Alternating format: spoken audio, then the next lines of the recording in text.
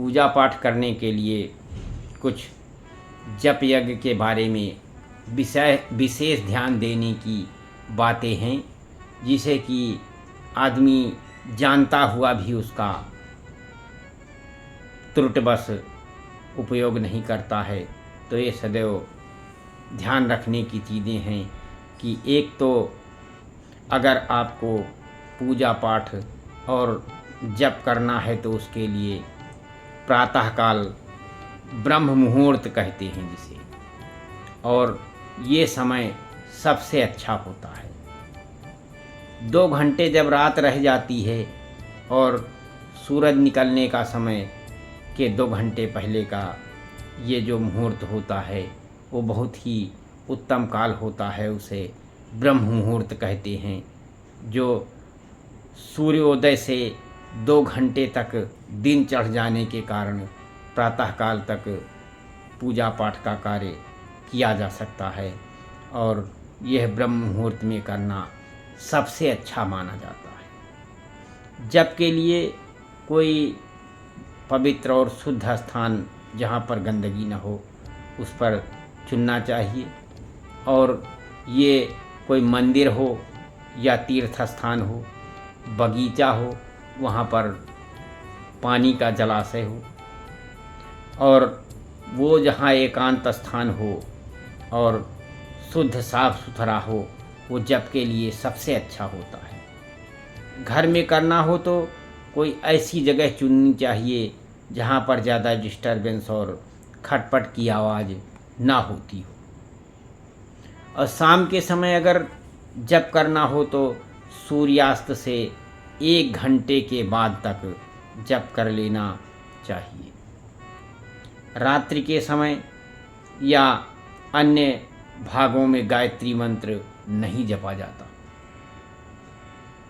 जप के लिए शुद्ध शरीर और साफ सुथरे वस्त्रों को पहनना चाहिए, और साफ सुथरे आसन पर बैठना चाहिए, और साधारण में स्नान से ही आदमी का शरीर पवित्र होता है और उसकी शुद्धि होती है, पर कम से कम 3 बार आचमन करना चाहिए।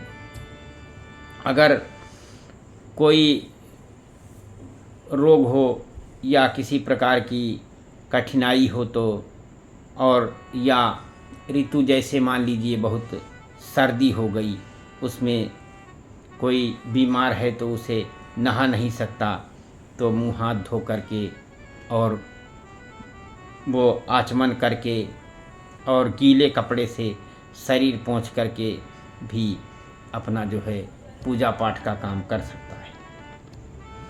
और रोज़ धुले कपड़ों की व्यवस्था ना हो तो रेशमी और ऊनी कपड़े जाड़े में भी दूसरे दिन भी तीसरे दिन भी पहने जा सकते हैं। और अगर माला जपनी हो तो 108 या 21 दाने की तुलसी या चंदन की माला होनी चाहिए, और कम से कम 1 माला तो रोज़ जपनी ही चाहिए। अगर कहीं लंबे सफ़र में जा रहे हों या मान लीजिए आपकी तबीयत खराब हो जाती है तो किसी रोगी को देखने चले जा रहे हों, या किसी जगह जन्म और मृत्यु का सूचक लग जाता है, तो इस सूतक में स्नान आदि पवित्रता की सुविधा नहीं रहती है। इसी दशा में मानसिक जप करना चाहिए, मन में ही जप करना चाहिए, और मानसिक जप बिस्तर पर लेटे लेटे भी किया जा सकता है, और रास्ता या किसी पवित्र दशा में किसी भी हालत में किया जा सकता है। जप नियत समय पर और नियत संख्या में, नियत स्थान पर और शांत मन से करना चाहिए, एकाग्र मन से करना चाहिए। पास में अगर कोई तालाब हो और या जल से भरा कोई जो है लोटा हो, उसको रखना चाहिए। आचमन 4 बार के पश्चात जप आरंभ करना चाहिए। किसी दिन अनिवार्य कारण से जप स्थगित करना पड़े तो दूसरे दिन प्रायश्चित स्वरूप 1 माला अधिक जप करना चाहिए। और छूट गए पाठ को अगले दिन दोबारा करना चाहिए। जप इस प्रकार करना चाहिए कि जो आपकी आवाज़ हो वो गले से बाहर ना निकले और ओंठ नहीं हिलनी चाहिए, परंतु समीप बैठा हुआ मनुष्य भी स्पष्ट रूप से मंत्र को सुन ना सके।